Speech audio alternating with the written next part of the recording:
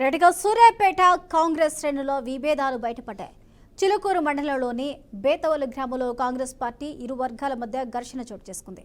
శ్రీ సీతారామస్వామి దేవాలయం పునర్నిర్మాణ శంకుస్థాపన కార్యక్రమంలో భాగంగా ఈ వివాదం నెలకొంది.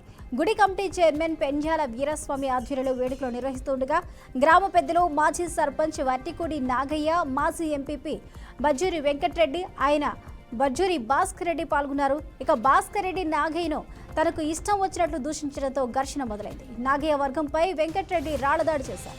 ఇక ఈ ఘటనలో ఒకరికి తల తీవ్రంగా గాయమైంది. సంఘటన స్థలం చేరుకున్న పోలీసులు ఇరు వర్గాలను చెదరగొట్టే ప్రయత్నం చేశారు.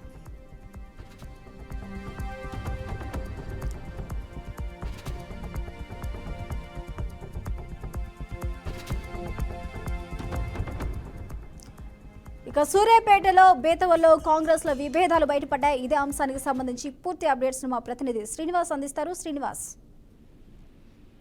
గత కొంతకాలంగా చూసినట్లయితే నల్గొండ ఉమ్మడి జిల్లాలోని కాంగ్రెస్ పార్టీలో వర్గ విభేదాలు పెద్ద ఎత్తున తారస్థాయికి చేరుకొని చెప్పుకోవచ్చు. అందులో భాగంగానే సూర్యాపేట జిల్లాకు సంబంధించినట్లయితే దామోదర్ రెడ్డి వర్గీయులు సంబంధించినటువంటి విషయాలలో ఒకసారిగా సవాళ్లు విసురుకున్నటువంటి పరిస్థితి. దీనికి సంబంధించి చూసినట్లయితే ఇప్పటికే రాష్ట్ర నాయకత్వం కూడా వారికి గతంలో కూడా చెప్పినటువంటి పరిస్థితి. కానీ ఏదేమైనప్పటికీ సూర్యాపేట జిల్లాకు సంబంధించిన దామోదర్ రెడ్డి వర్గానికి సంబంధించిన వర్గీయులు ఒకసారి ఇంకా రెచ్చిపోవడంతో గత కొంతకాలంగా ఇక్కడ వర్గ విభేదాలు బగ్గుమన్నాయి. కానీ తారస్థాయికి చేరుకోవడంతో ఇప్పటికీ ఏఐసిసి నుంచి కూడా ఒక సూచనలు కూడా చేయడం జరిగింది.